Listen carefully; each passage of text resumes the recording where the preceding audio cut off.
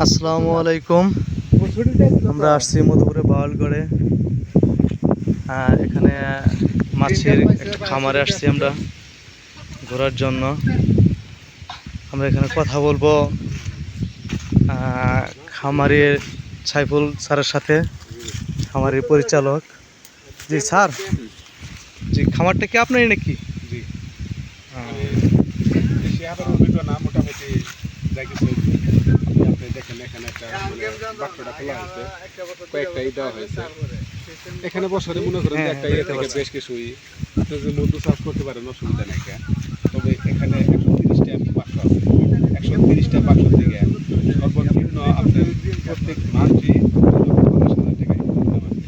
যার 1 কেজি মধুর দাম 600 থেকে 700 টাকা অনলি। এইভাবে আছে। এখন চাচ্ছে যে এখন ফুল নাই,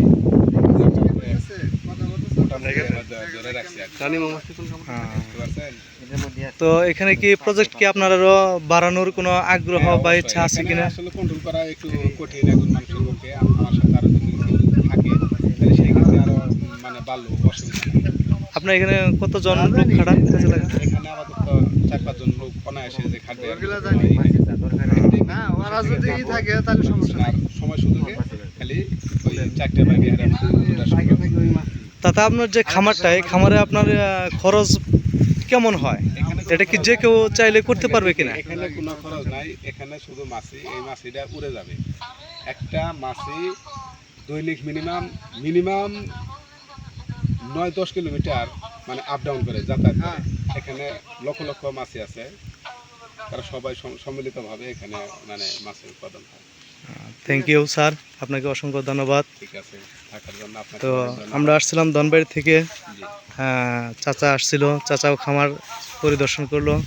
চাচা, আপনি এই যে খামার দেখলেন, তাতে আপনার কেমন লাগলো? আমার খুব ভালো লাগলো খামার ভিজিট করে। এখন দেখা যাচ্ছে যে এখানে উনি ইনকামের একটা সোর্স তৈরি করেছে, আর এরকম ইনকামের সোর্স থাকলে আমাদের চাকরির পিছনে দূরে যেতে হবে না। একটা একটা আত্মকর্মসংস্থান, এটা খুবই ভালো। হ্যাঁ, দেখ আমার খুব ভালো লাগছে, ধন্যবাদ।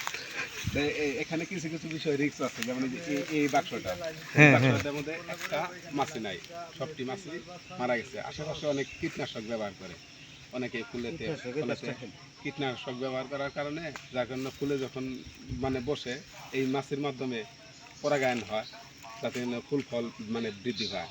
এবং যখন কীটনাশকটা বেশি প্রয়োগ করে তখনকার এই কীটনাশক সাথে খায় অনেক মাছি মারা যায়। তাতে কীটনাশক আমাদের সকল ক্ষতির মূল আর কি, এটাই তো আপনি বলতে চাচ্ছেন?